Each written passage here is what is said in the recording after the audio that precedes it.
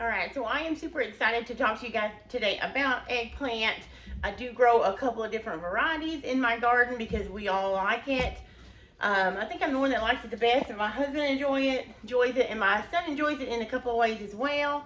Eggplant, I believe, are one of those vegetables, fruit, whatever you want to call it, that you're either going to love it or hate it, I believe, because I've heard of many people that don't like it at all, and then others that love it. So my favorite variety that we have ever grown are these Rosa Biancas. I love that they're roundish color like this, and you can slice them in nice slices to fry or to use an eggplant parmesan because they're great for that as well. I use this later. This is the majority of what I grew this year. I did grow a couple of the Black Beauty as well and then last year I grew, not last year, but year before last, I grew the Japanese long variety of eggplants, and they were pretty good too. You typically see those in like Asian stir fries and different things like that, but you could use them in pasta or whatever if you wanted to. But these are my favorite as far as eggplant parmesan, even in the eggplant dip I'm going to show you and different like that, and fry it. I love those. So if you're not familiar with eggplants, they are in the nightshade family, so keep that in mind. If you're somebody that tries to avoid nightshades for health reasons, they do fall within that category in your garden vegetables. Some of the popular cultivators are Black Beauty, Moneymaker, things like that. This particular one is from the Italian, I think it's an Italian heirloom, this Rosa Bianca. So you can see how pretty it is. It has the purple and white stripes, and it really has done well for me today. And one thing I have learned is my mom, at first when I planted them, they were kind of behind everything else. They wasn't really growing. But my mom has taught me to watch them because the hotter it gets here in Arkansas, the better the eggplant and the peppers do. So right now I'm overrun with these. I have them in my freezer now. We had some for lunch today. So we've been eating a lot. So I'm going to show you a few ways today to do those if you have the same situation in your garden.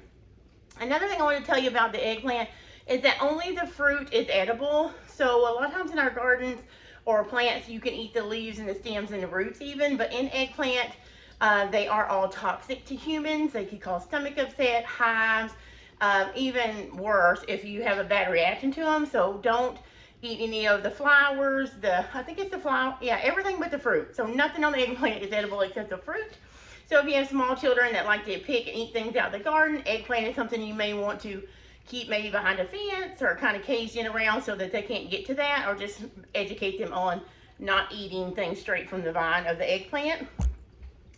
I'm trying to think what else. You can plant them here in Arkansas. I know we plant them in late spring into summer. Again, they like heat, so they will really thrive when it's really hot. Like our heat index is in 110, 111, and these things are really putting out for me. So I'm trying to think, do I have anything else I want to say to them? Probably not. Just if you haven't tried eggplant before, if you're wanting to, I'm going to give you 3 great recipes that I use here at the house that hopefully will help you try them. And one tip I'll give you right off the bat, when you're going to prepare eggplant, I do suggest, of course, you pick it, you wash it really good, you cut off the green part and the little end here, and then cut it in the thickness of your desired, compared to whatever recipe you're following. It should have instructions.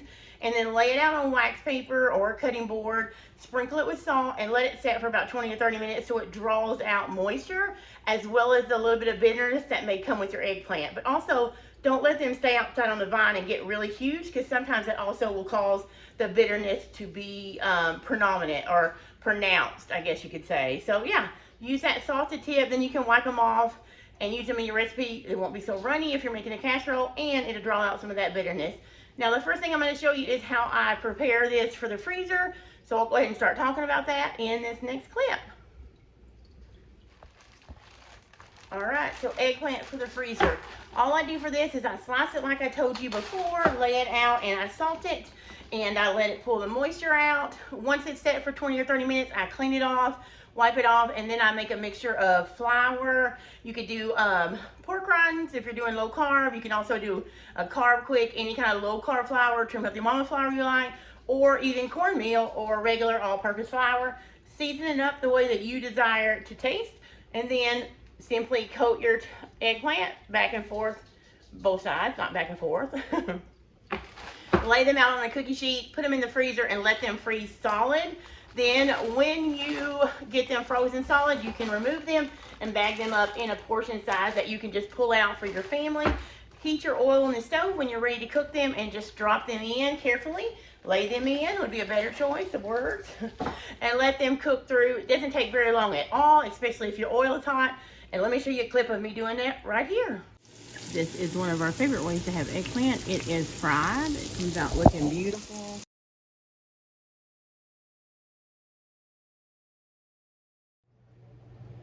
All right, so in this eggplant dish I'm going to show you now is just an easy eggplant dip.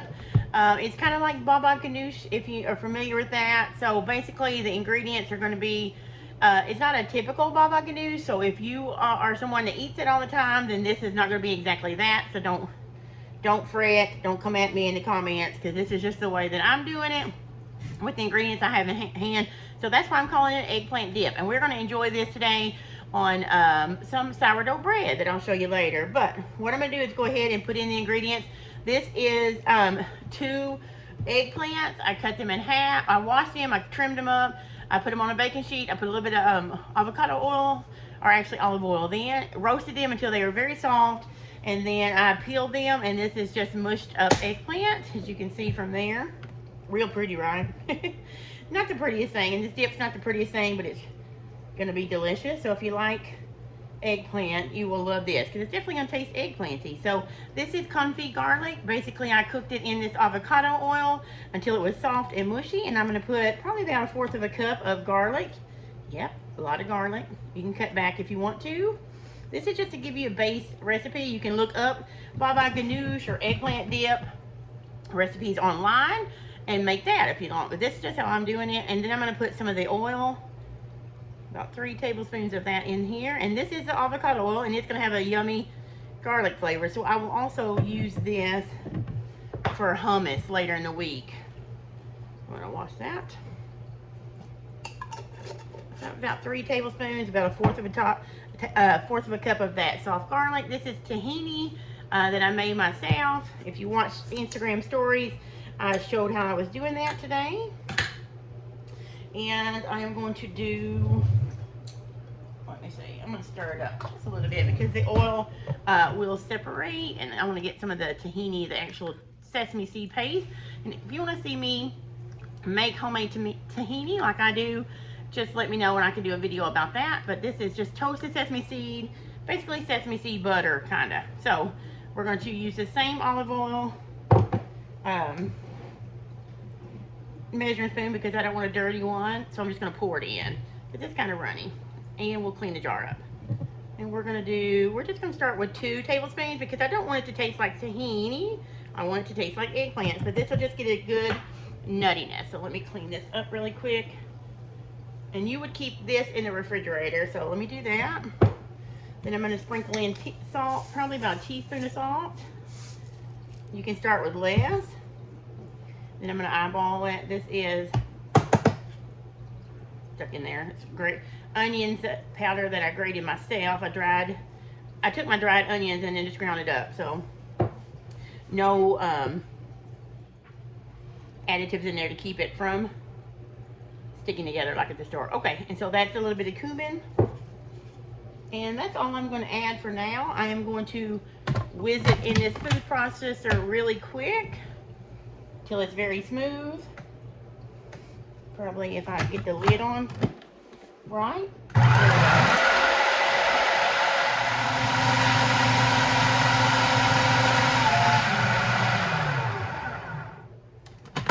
Alright, so I did that. I'm going to check the consistency now.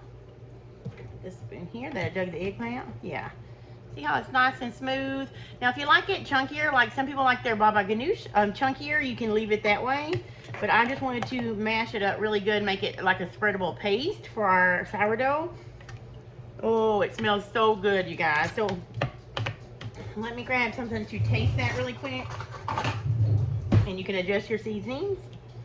I'll try and link to some traditional baba ganoush recipes for you below. So, that tastes fantastic. So, oh, that's really good. It is so fragrant. You can taste the eggplant, you can taste that roastedness from the eggplant, as well as the nuttiness from the sesame seed, the tahini paste, and the garlic. It's so good. I'm not going to do anything to this, but you could adjust as you need it to go. So that is our second dish for using up eggplant.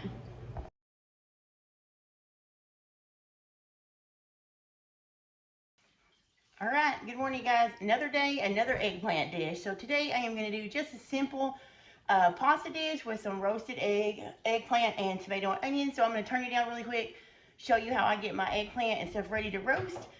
And then I'm just going to boil just a regular box of probably spiral noodles or whatever I have, and pull out some of my canned spaghetti sauce, and that's going to be lunch. So let me go ahead and pan you down, and I will show you how I do it. Okay, so here is our baking dish. I have cut up 3 small eggplant. They are about the size, they're actually the ones you saw me open the video with, so they're very small. So I just cut them up, and you can see I cubed them, and they do turn brown. They kind of oxidize, but just cubed them up, and I left the rind or peeling on them because we don't mind it. So I did that. I did a couple handfuls of these cherry tomatoes that we have, and 1 medium onion cut up. So I'm just going to sauce it. Ooh, that's coming out a little too fast. I'm not going to add any more. I'm just going to stir it up. And then some garlic powder. You could use fresh garlic if you wanted to. A little bit of onion powder. You can't really tell. This is scratched up. I need to change the label, but that's onion powder. Not too much because we have onion. Some Italian seasoning. And you can flavor it however you want to, but I'm just going to do it Italian seasoning, and then some avocado oil, just a small drizzle over everything. You could do it oil free if you wanted to, but I'm just going to use a little bit of the avocado oil, and then I'm just going to stir to get all the seasonings combined, especially that salt that come out all at one place over here. And this is going to go into a oven that is at 375 degrees. And I'm just going to roast it until everything is tender and it looks roasted. So it's very simple dish, but something that we will enjoy. And we get to use up all this garden produce. Well, the onion is not mine. I did not grow that. But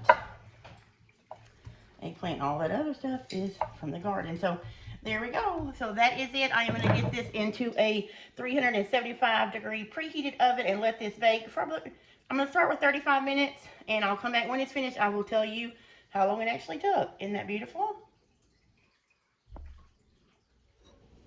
All right, so I have just boiled some noodles till our al dente, actually a little bit more, not mushy, but fully cooked. You can cook them to your desired temperature. This cooked in the oven. It roasted at 375 for about 40 to 45 minutes. Everything is really tender. You can see the blistering on the tomatoes. It is delicious. I already tasted the eggplant. So I drained the noodles. I did put them back in the same pot, and now I'm just going to dump all this goodness, even the juices and the oils that are in the, cooked out of the eggplant and the onions, tomatoes, put it all in there, and that yummy oil. It's hot. Okay, and then you can stir it up. All right, so at this point you could do a couple of options. You could dress it maybe with some of olive oil and garlic. Remember I told you that I use this garlic infused avocado oil in my eggplant dip. You could even put some of that in here. But what I'm going to do is, while it is still hot, I'm going to add just a pint jar of my homemade spaghetti sauce that I made. And not a ton of it because there's already tomato in it, but just 1 pint. Now you could add a quart if you wanted, or however much, but I just want a little bit, just to add a little bit more sauciness and a little bit more flavor. And at this point you could taste it and add more salt, Italian seasoning, anything like that it needs, and you have this luscious eggplant and roasted tomato pasta.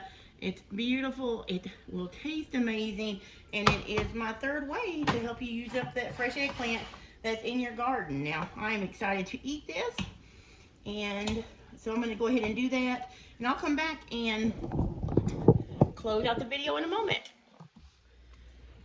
All right, so we just finished eating that eggplant pasta. It was so good. It was so good. And I don't have a recipe link to provide for that because that's just something you can just kind of make up as you go. That's how I do it. Maybe a little bit different every time, but that is the base of how I do that. I roast the eggplant, the garlic, the eggplant, the onions, the tomatoes. Sometimes I cut up whole big tomatoes like these in there. Sometimes I use the cherry tomatoes. But any way you do it, you can put bell peppers in there. Anything that you have in your garden, you can throw in with the eggplant and the tomato and roast. It would be really good. Sometimes summer squash, but it makes a delicious pasta.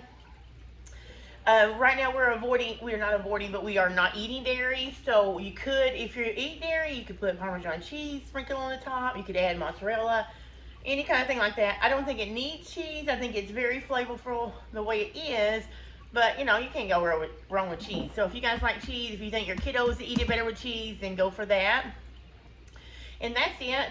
The fried eggplant, of course, I don't have a recipe for that. You just slice it, salt it, then put it in whatever breading you want and fry it on the stove like you would any kind of fried squash or anything like that. It's delicious. Now, the roasted eggplant dip, I do have a recipe on my blog for that. That one is near and dear to my heart because it is delicious, and I'm going to link to that full recipe in the description below. You can click on that and even go over to my blog and print it out if you like it. So take a look there. Let me know in the comments, are you a lover of eggplant or are you a hater of eggplant? Like I said in the beginning of this video, I think it's one of those vegetables that you either love or hate. So to each his own, I guess. In our family, we love it, and well, my son he'll be 15 in a couple months. I would say he's probably the least of the lovers, but he does eat it anytime I fix it. But I really like it. My husband likes it, and it's super easy to grow outside. So hope you like this video. I hope it's inspired you to grow eggplant or give you some ideas of how to use the eggplant that you use. And in that pasta dish, you can use any variety of eggplant that you grow. So thanks guys for hanging out here in the kitchen with me. And until the next time, make sure you check me out on Facebook or Instagram. And check out some of my other videos here in the playlist if you think you would like those. And before we go, I'll just say one more time, thanks as always for coming by, and I'll see you later.